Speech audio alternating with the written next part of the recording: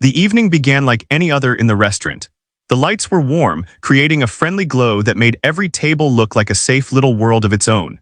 People talked over their meals, laughed softly, and clinked glasses together. Conversations mixed with the sound of plates, silverware, and distant music playing from speakers near the ceiling.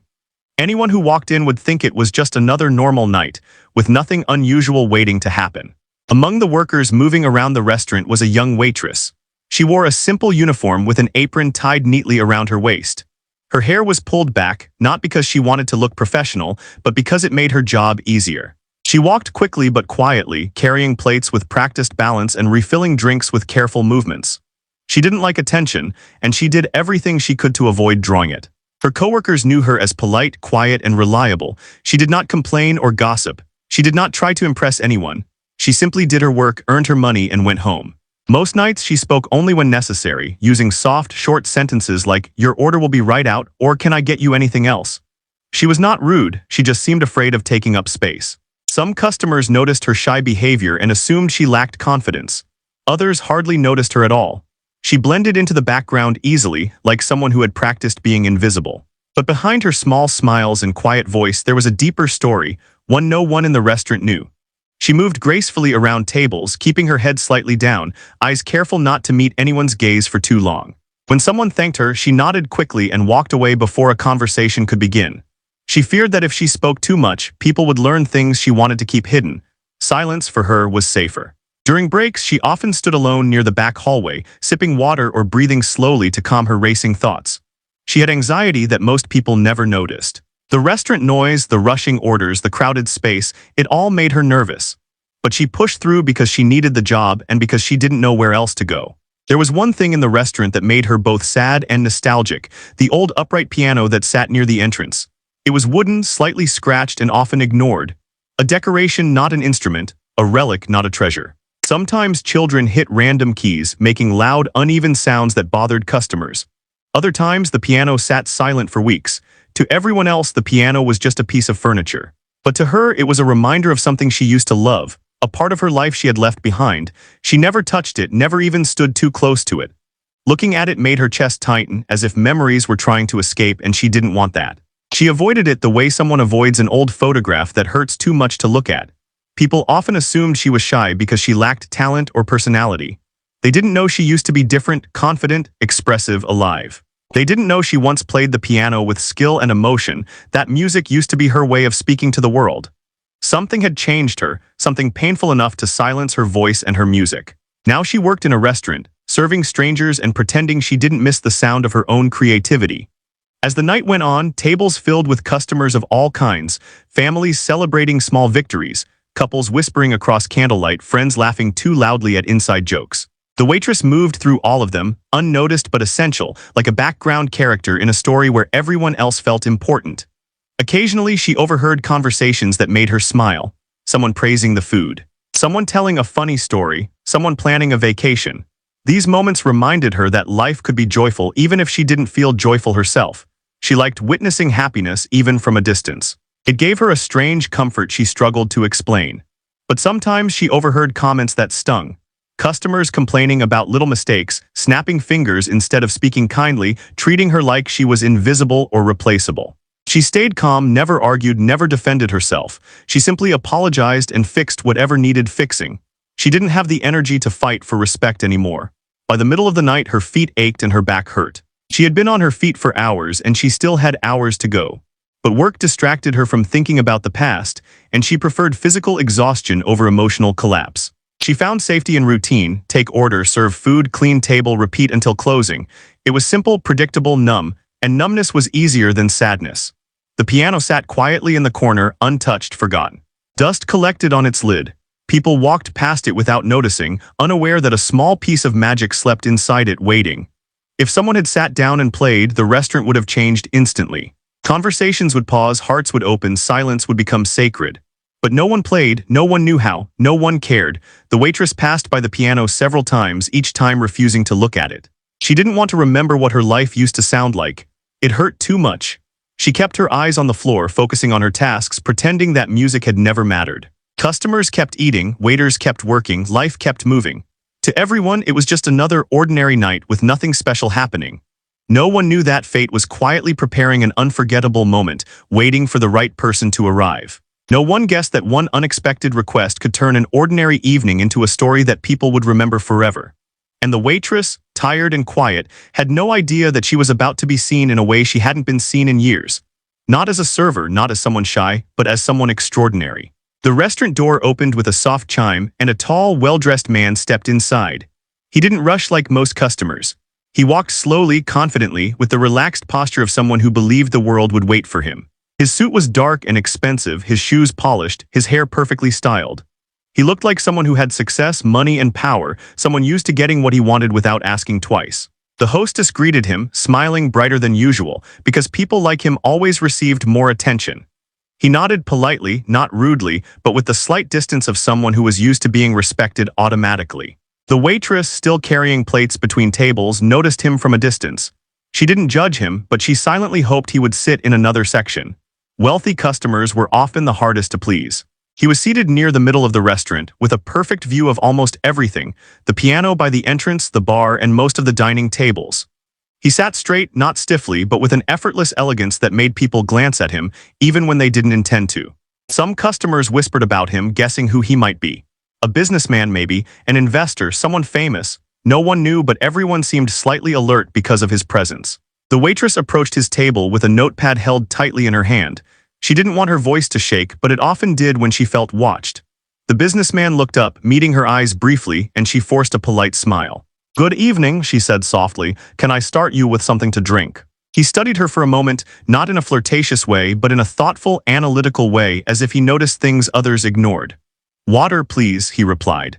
"No ice." His voice was calm, controlled, with a quiet authority that made people listen carefully when he spoke. She nodded, wrote it down, and walked away quickly, relieved that the interaction was short. She didn't like being the center of attention, especially not from someone intimidating. The businessman scanned the room while waiting. He noticed details others overlooked: the dusty piano, the tired staff, the rushed cooks visible through the kitchen window. He watched the waitress move from table to table, always polite, always quick, always slightly tense, as if she were afraid of doing something wrong. Most customers barely paid attention to her, but he observed her closely, noticing small things. The way she avoided eye contact, the way she tucked a loose strand of hair behind her ear, the way her shoulders rose slightly with each breath, like she carried invisible pressure.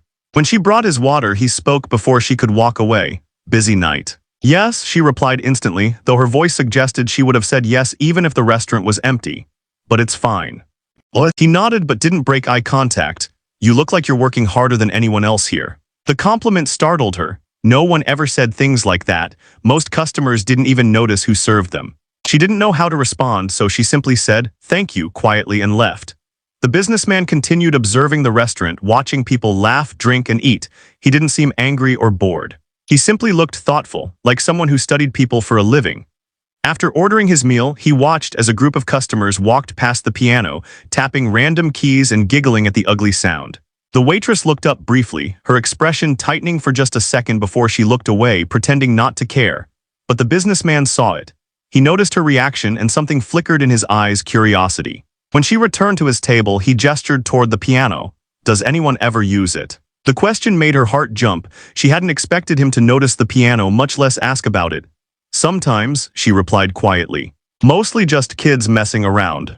He tilted his head slightly. "Do you play?" Her body froze. She didn't answer immediately. She didn't want to answer at all. She stared at her notepad, pretending to check something, but her silence already gave him an answer. His voice softened, not in a patronizing way, but in a genuinely interested way. "You do, don't you?" She nodded faintly, eyes lowered. "I used to." "How long ago?" he asked. She shrugged like she wanted to push the topic away. "Years." He smiled, not wide, not smug, just a gentle, knowing smile. "Walk over there, play something." The words hit her like a shock. She stared at him, bewildered. He said it so casually, as if asking someone to bring more bread. She shook her head quickly. "I can't, I'm working." "You can spare 1 minute," he replied, calm and certain. She glanced around nervously, as if someone might punish her. "I haven't played in a long time." "That's fine," he said, "just play." What? Her heart pounded hard enough to feel in her throat. She imagined sitting at that piano again, imagined her fingers trembling, imagined people staring. The thought terrified her. She whispered, "I don't want to make a fool of myself." What? He leaned forward slightly, looking directly into her eyes, not unkindly but with a quiet challenge. "Then don't." She didn't speak, she didn't move. He sensed her fear and softened his tone. You don't have to be perfect, just be brave. What? Those words wounded her and healed her at the same time.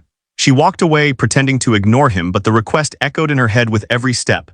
Play, just play. He didn't know her history. He didn't know what she had lost. But somehow, without meaning to, he had touched the part of her she worked so hard to bury. The night continued as usual. Customers ate, talked, and laughed. But something had changed inside her, and she could feel it every time she walked past the piano. She didn't know it yet, but a moment was coming, unexpected and unforgettable, when her quiet life would collide with something extraordinary. The piano sat quietly near the entrance, untouched, dusty, and forgotten, just as it had been for months. To most people, it was an old decoration, something placed there for atmosphere, not for purpose. But to the waitress, it had become a symbol of something she couldn't face.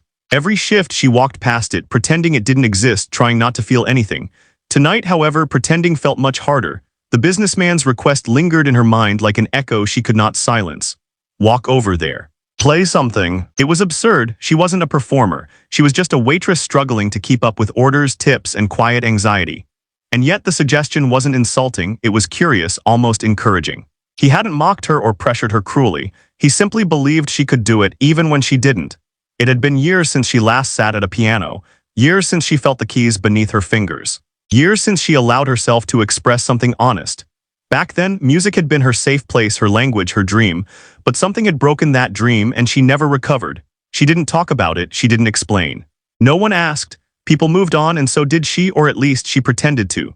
The restaurant continued buzzing with noise, plates clattering, conversations rising and falling, servers rushing by. But inside her head, everything felt distant, muted. She kept glancing toward the piano as if it had suddenly become larger, more present, more threatening. Coworkers passed by her, unaware of the storm in her mind. One of them joked, "Table 5 is being picky again," and she smiled automatically, even though she wasn't listening. She collected dishes, handed menus, refilled glasses, all while hearing the same message repeat inside her. Just play. She wasn't angry at the businessman. She was angry at the memories his request awakened. She remembered standing on a stage as a teenager, playing a piece she had spent months perfecting, her heart full of hope and pride. She remembered applause that made her feel alive. She remembered believing she could go somewhere, do something big. She remembered someone in the front row smiling with pride, someone who wasn't there anymore. Losing that person had changed everything. Music had lost its meaning, or rather, it had gained too much meaning, so much that she could no longer bear it. Every note reminded her of absence. Every song reminded her of failure. So she stopped playing, completely. She hid the piano at home under a cover and she avoided looking at the one at work. Silence became easier than feeling.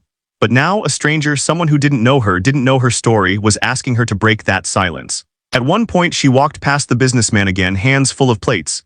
He looked at her not judgmentally but expectantly, not demanding but hopeful. It unsettled her.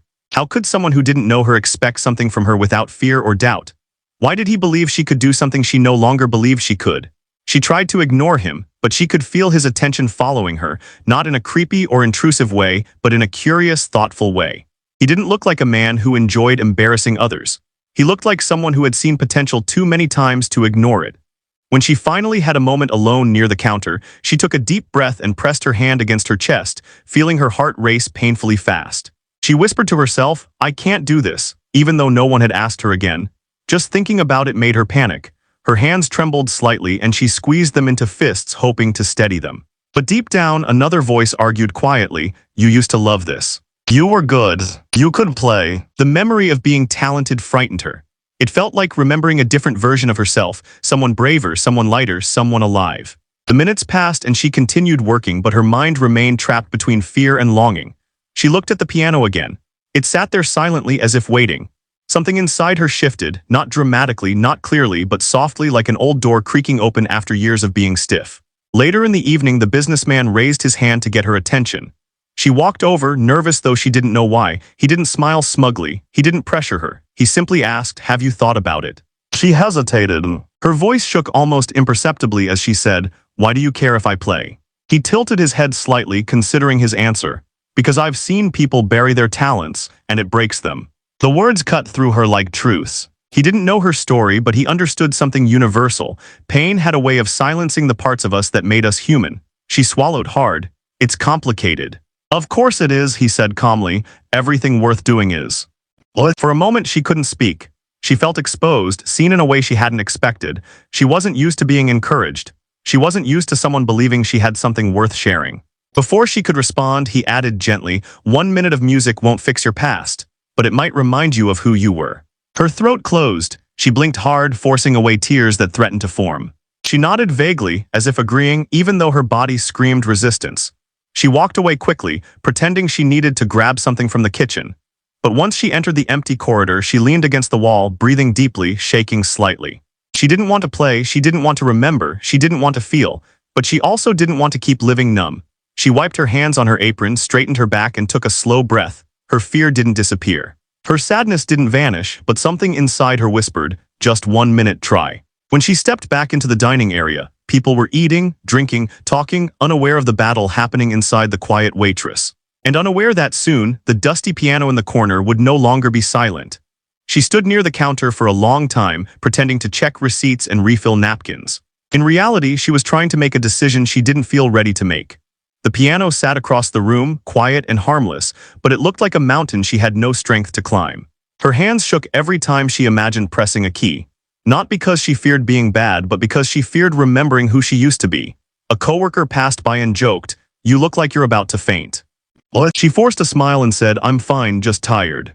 It was easier than explaining the truth. The businessman continued eating his meal calmly, not rushing her, not demanding answers. He glanced at her occasionally, but he didn't pressure her again. He had said what he needed to say. Now it was up to her. She appreciated that silent respect more than she expected. She was used to people telling her what to do, not encouraging her to, not believing she could. A few customers near the door stood up to leave, momentarily blocking her view of the piano. When they stepped aside, she saw it clearly again, sitting alone in its corner. It almost looked lonely. She wondered how long it had been since someone played it properly, how long it had been since someone allowed it to speak. Late into the evening, when business slowed down, the restaurant became calmer. Conversations grew softer, laughter quieter. The noise faded into a comfortable hum. It was finally a moment where she could breathe. But with that stillness came thoughts she couldn't avoid. The piano, the request, the possibility. She took a breath and walked over to the businessman's table. She didn't sit, she didn't relax. She just stood beside him, hands clasped tightly in front of her. "I'm scared," she admitted quietly. He looked up, meeting her eyes without flinching. "Of playing." "No," she whispered, "of feeling again." The businessman didn't respond immediately. He set down his fork and leaned back slightly, thoughtful. "Then you're not afraid of music," he said gently. "You're afraid of yourself." She tightened her lips because he wasn't wrong. "Sometimes," he continued, "we avoid the things we love because they remind us of what we lost." Her eyes filled painfully, but she didn't look away. She whispered, "Yes." But he added, voice low, steady, "Avoiding them doesn't bring anything back. It only makes the loss bigger." She inhaled sharply because she knew. She knew it more deeply than anyone around her could understand. She had avoided music for years, hoping the ache would fade, but instead it multiplied. Silence fell between them, not cold silence, but heavy silence. Finally, she asked softly, "Why do you care so much?" "You don't even know, Mace." He smiled a little. "I've seen people hide their gifts until they forget who they are, and I don't like watching people shrink when they were meant to shine." The words landed inside her like a truth she wasn't ready for. Her throat tightened again, and she nodded, not because she agreed, but because she couldn't speak. He didn't push her. He simply said, "If you're scared, play something small. A few notes, a simple melody, nothing big, just enough to remember you can." Her heart beat fast, too fast. She shook her head slightly. "What if I mess up?" He shrugged, calm, unconcerned. "Then you mess up and the world keeps turning." She let out a shaky laugh, half anxiety, half relief. He made it sound so simple, so harmless, but she knew it wasn't harmless, not to her. One wrong note wouldn't embarrass her, it would hurt her. It would prove she wasn't who she used to be, but the businessman wasn't trying to drag her backward. He was trying to help her step forward. She could feel it. Before she could respond, a loud burst of laughter came from a group of drunk customers near the bar. They stumbled past the piano, hitting random keys with their elbows and hands, laughing obnoxiously at the ugly sound. The notes clashed, sharp and chaotic, echoing through the room. The waitress flinched. Not because it was loud, but because it was careless. Music was not supposed to sound like that, not to her, not ever. The businessman watched her reaction closely. He didn't interrupt, he didn't lecture. He simply waited, allowing her own discomfort to guide her. When the drunk customers left, the piano became silent again. Broken, unfinished, waiting. The waitress took a long breath, walked to the sink, and washed her hands even though they weren't dirty. It was instinct, a ritual she used to perform before sitting at a piano, as if clean hands would create clean music. She dried them slowly, staring at her fingers. They looked thinner, weaker, older than she remembered. She wondered if they still remembered how to move or if memories had faded along with everything else. When she returned to the dining area, something inside her had shifted, subtle but real. She wasn't confident. She wasn't ready. But she wasn't running anymore. She walked close enough to the piano that she could feel its presence beside her. She didn't touch it. She didn't sit down. She just stood there, breathing, staring. Her heart pounded. She whispered to herself, "Just 1 minute." The businessman, still seated, watched quietly. He didn't speak. He didn't cheer. He didn't interrupt. He simply nodded, as if acknowledging the quiet courage it took for her just to stand there. It wasn't a dramatic moment. No spotlight, no applause, just a tired, scared woman standing in front of the thing she once loved most. Her fingers hovered above the keys, trembling, hesitant, inches from contact. No one knew it, but this tiny moment, this fragile decision, was the beginning of something that would change the entire night. And the room, though unaware, waited for the first note. Her hands hovered over the keys, but her mind froze. It wasn't just stage fright. It was the sudden rush of memories, bright, loud, painful memories she had spent years avoiding. She wasn't standing in a restaurant anymore. In her head, she was back in a different place, a different time when her world still had color. Her fingers trembled, not because of fear of people watching, but because she remembered what those same fingers once meant. They had created sound, emotion, stories. They had been strong, skilled, confident. Now they looked unsure, fragile, like they belonged to someone who had forgotten everything. She closed her eyes for a second, taking a slow breath. Her chest rose and fell rapidly, and she could feel her heart beating against her ribs, loud enough to drown out the restaurant noise.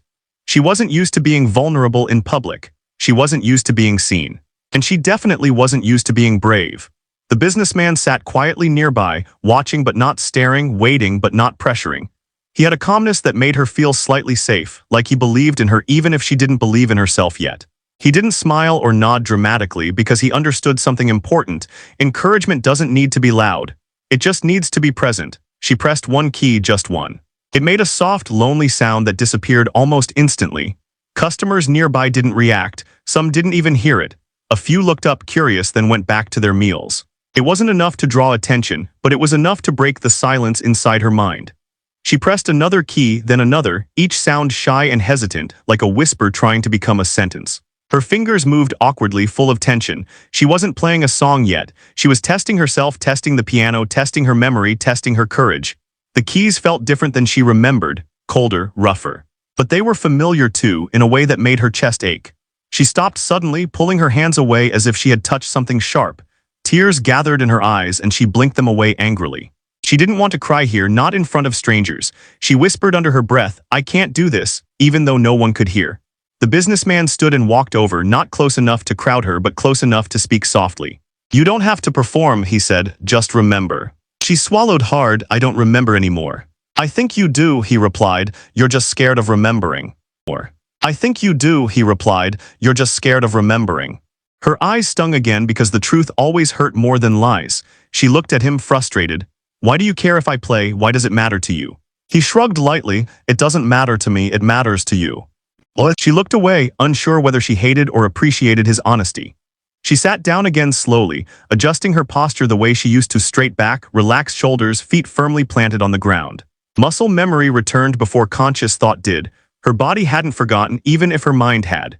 She placed both hands on the keys and took a shaky breath. She began playing a simple melody she used to practice when she was young. Not because it was impressive, but because it was easy, familiar, safe. The notes came out uneven at first, too fast, then too slow, lacking confidence.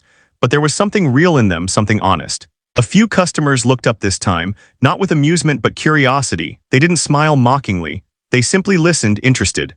The melody was soft, gentle, fragile, like a bird learning to fly after years of not moving. Her fingers stumbled over a sequence and she winced, stopping again.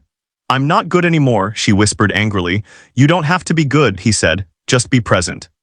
She pressed her lips together, holding back the frustration, the grief, the disappointment in herself. But she continued, slowly, carefully, each note a small act of bravery. As she played, her hands began to loosen. The tension faded little by little. Her fingers moved more naturally, remembering patterns she thought she had lost forever. The music wasn't perfect, but it had heart, it had truth, it had history. People began to notice. Not all of them, but enough. Conversations quieted slightly, eyes drifted toward the piano. Not because she was loud, but because her softness demanded attention in a different way. There was something delicate and sorrowful in the sound, something that made people pause. The businessman stood beside her, arms crossed lightly, listening with quiet admiration. He wasn't smiling proudly or dramatically. He simply looked grateful, grateful that she was allowing herself to feel again. The waitress continued playing, losing track of time. The melody changed, becoming fuller, richer, more emotional. She didn't plan it. It happened naturally, as if the piano itself pulled the music out of her. She wasn't playing for the crowd. She wasn't playing for him. She was playing for herself, for the version of her that used to exist, the version she feared she had lost forever. But as the notes grew stronger, she realized something breathtaking. That version of her wasn't gone, just sleeping, waiting. When she finally stopped, the last note lingered quietly, like a secret whispered into the air. The restaurant was mostly silent now, not awkwardly, but respectfully, like people understood they had witnessed something private and beautiful. She leaned back, wiping a tear quickly away before it could fall. For the first time in years, she felt alive and exhausted all at once. The businessman spoke softly. "See, you didn't break." She let out a shaky laugh. "I almost did." "But you didn't," he replied, "and that matters." She looked at him, eyes full of gratitude and confusion. "Why did you push me to do this?" He paused, then said truthfully, "Because sometimes a stranger notices what we've forgotten about ourselves." She stared at him speechless, because she had no idea how to answer something that honest. And neither of them realized that this moment, this fragile beginning, would soon grow into something no one in that restaurant would ever forget. After she finished playing, she sat in silence, staring at the keys as if they had just revealed a secret she wasn't sure she was ready to hear. Her heart raced with a mix of relief and confusion. She had expected the experience to feel humiliating, painful, maybe even disappointing. Instead, it felt strangely peaceful, like opening a window in a dusty room and finally letting fresh air in. The businessman didn't rush to speak. He stood quietly beside her, giving her space to process the moment. He knew that real transformation didn't happen with noise. It happened with stillness, when a person finally heard themselves. She wiped her eyes with the back of her hand, embarrassed by her own emotion. "I don't know why I'm crying," she whispered. He sat down at the edge of the bench, not too close, not too casual. "Because you remembered something that mattered to you," he said softly. "And remembering is always emotional." She looked at him, surprised by the gentleness in his voice. She had assumed wealthy people were cold, distant, disconnected from emotional struggle. But he seemed to understand pain in a way that felt personal. Before she could respond, a woman at a nearby table spoke up, smiling kindly. "That was beautiful." The waitress turned red immediately, eyes lowering, hands twisting nervously in her lap. Compliments made her uncomfortable, especially when they felt genuine. Another customer nodded. "You're really talented, you should play more often." She opened her mouth to respond, but nothing came out. She wasn't used to praise. She didn't know how to accept it. For years, she had lived as though no one expected anything from her, and she had grown comfortable inside that smallness. The businessman responded for her without stealing her moment. "She will. When she's ready." She glanced at him, startled by his confidence, even though she wasn't sure she agreed. Business began to pick up again, and she stood quickly, wiping her eyes and smoothing her apron. "I should work," she said, wanting to hide behind her routine. She felt raw and exposed, like someone had peeled away armor she had worn for years. The businessman nodded, understanding. "Go," he said softly, "but don't disappear." The words echoed inside her long after she left the piano. As she moved around the restaurant, customers watched her with newfound curiosity, not because she had performed perfectly, but because she had shown something vulnerable. People respected vulnerability more than perfection, even though few admitted it. She refilled glasses, took orders, cleared plates, doing all the usual tasks, but something was different. Customers smiled more warmly at her. Some thanked her with sincere eyes. The atmosphere had changed, not dramatically, but subtly, like a quiet shift in the air. The piano sat silently in the corner again, but its silence felt different now. It didn't look abandoned anymore, not to her. It looked patient. Later, when she had a break, she stepped outside into the cool night. The sky was dark, dotted with soft stars. She leaned against the wall, letting the cold air soothe her heated face. She thought about the businessman, about the piano, about the feeling she had while playing. It wasn't triumph, not exactly. It was something gentler, a sense of becoming. She remembered her childhood teacher's voice. Music is not performance, it's expression. She hadn't thought about that in years. She had spent so long hiding from her feelings that she forgot she once had a way to release them safely. She hugged herself, eyes closing, afraid the fragile feeling would disappear. The door opened behind her and she turned quickly, wiping her face. The businessman stepped outside, hands in his pockets, standing beside her with quiet presence. He didn't light a cigarette, didn't check his phone, didn't rush to talk. He just stood there, letting the silence settle comfortably between them. Finally, she asked, Do you always push strangers to do uncomfortable things? He gave a small smile. No, only when I see someone hiding from something beautiful. She stared at the ground. Music stopped being beautiful when I lost someone. He didn't ask who, he didn't pry. Some wounds didn't need details to be understood. He simply said, losing people doesn't mean you have to lose yourself too. Her breath caught. No one had ever said it like that. Not so simple, not so true. She whispered, I don't know how to come back from that. You don't come back, he said. You move forward, a different direction, a different you. They stood in silence again, the night air cool on their skin. She looked at him, uncertain. Why do you know all this? He hesitated, eyes softening with a hidden sadness. Because I lost someone too. The statement was simple, but the weight behind it was heavy. She didn't ask questions. Not because she didn't care, but because she understood. After a moment, he said quietly, pain doesn't disappear, but it changes shape. Music helps. She nodded slowly. It used to. It will again, he said gently, if you let it. Her eyes filled again, but this time she didn't hide the tears.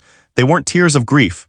They were tears of recognition, of something returning. He didn't hand her tissues. He didn't pat her shoulder. He respected her tears by letting them exist without apology.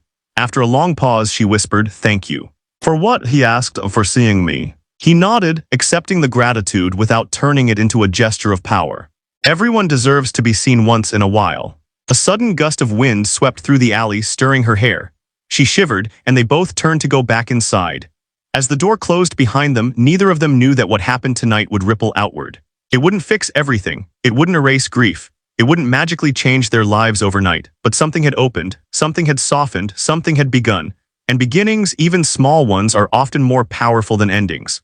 Because sometimes music comes back to a person. Not when they're ready to perform, but when they're ready to heal. Returning inside, she expected the restaurant to feel ordinary again, but it didn't. Something subtle had changed. The customers weren't just eating or talking anymore.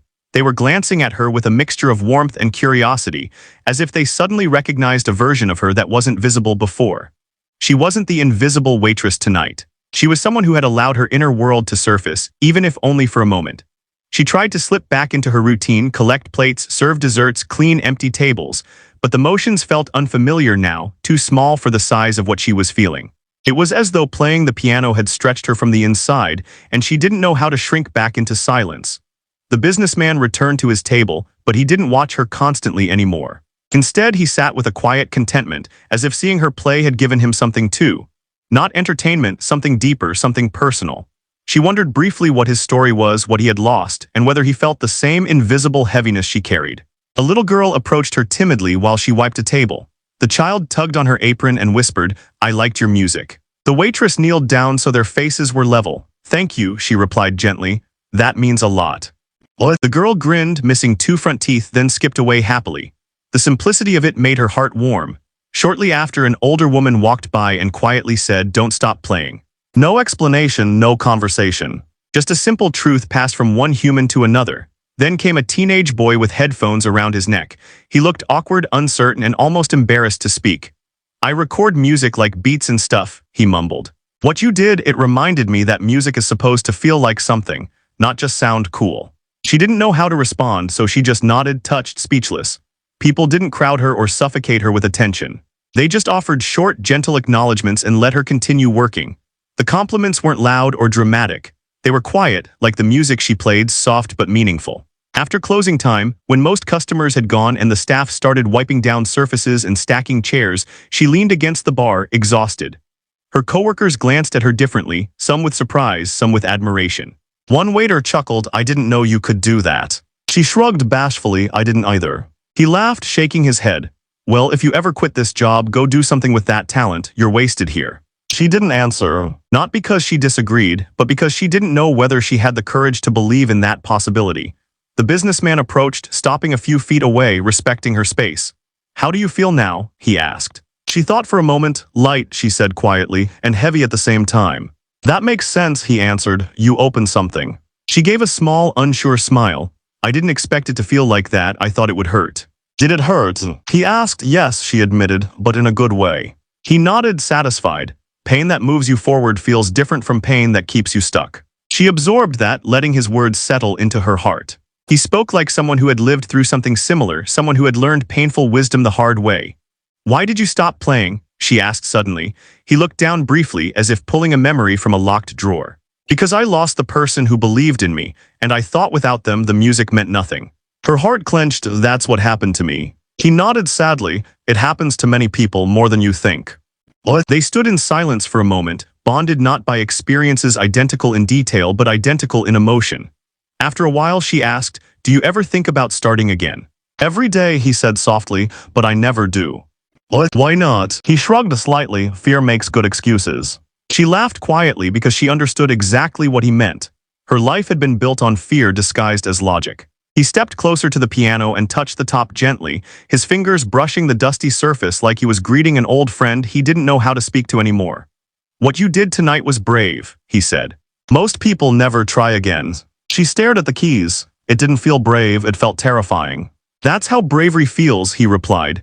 She sat down at the bench again, not to play but to rest. She placed her hands on her knees, breathing slowly. "I don't know if I can do it again tomorrow." "You don't have to," he said, "but if you want to, the piano will be here." She looked at him curiously. "What about you? Will you be here?" He smiled slightly as if the question surprised him. "Maybe," he said, "but that shouldn't be the reason you play." She nodded slowly. He was right. Music wasn't supposed to be a performance for others. It was supposed to be a conversation with herself. The clock ticked, the kitchen lights dimmed, and the restaurant grew quiet, truly quiet for the first time that night. She looked at the piano one last time, feeling something new, not fear, not grief, but possibility. Fragile, uncertain, but real, the businessman picked up his coat, preparing to leave. "You did something important tonight," he said gently. "What?" she asked. "You let yourself live again."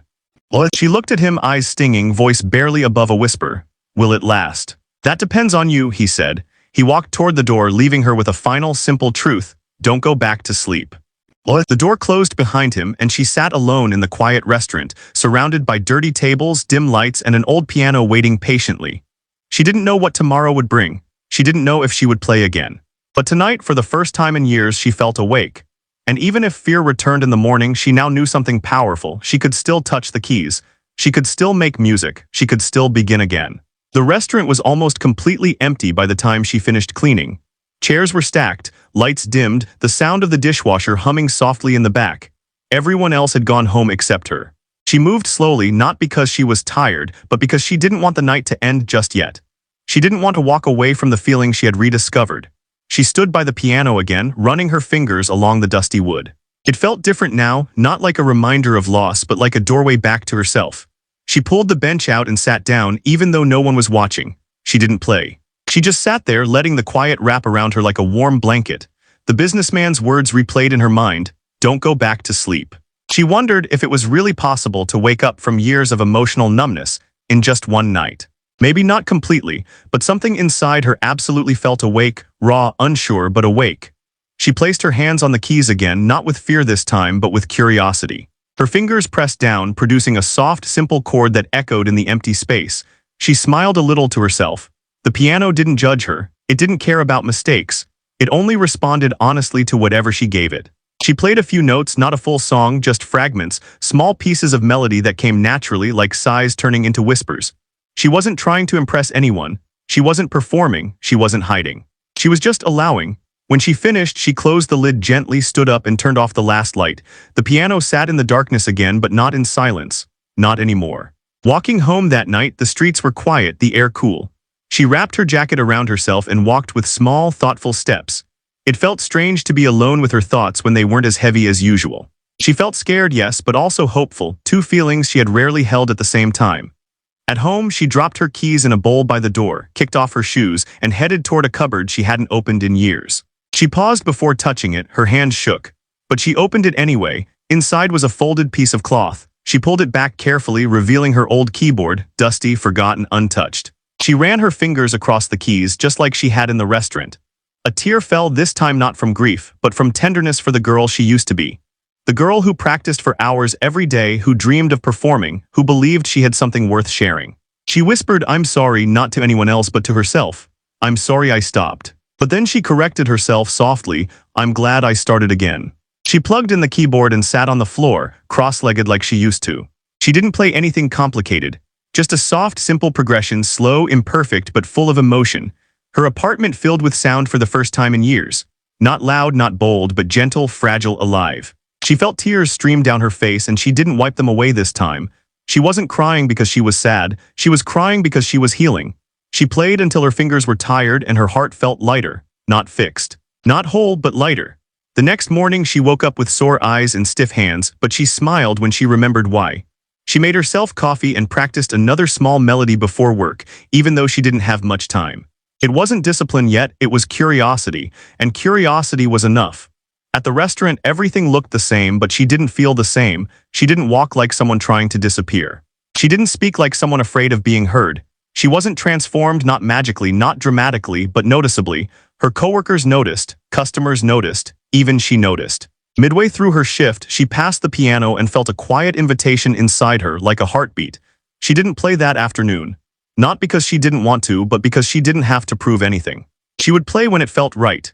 Sometime later that evening, the restaurant door opened and the businessman walked in again.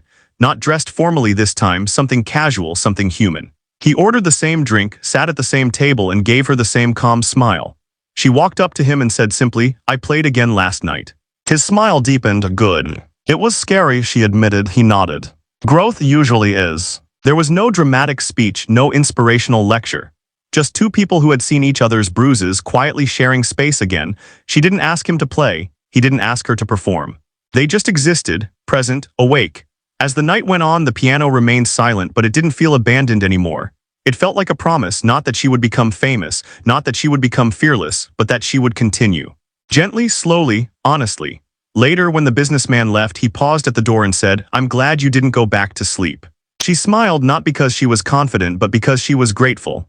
"I won't," she replied. "Not again." And she meant it. Even if tomorrow was messy. Even if fear returned. Even if progress was small. She wasn't trying to be perfect anymore, she was trying to live. And sometimes, that is the bravest music a person can make.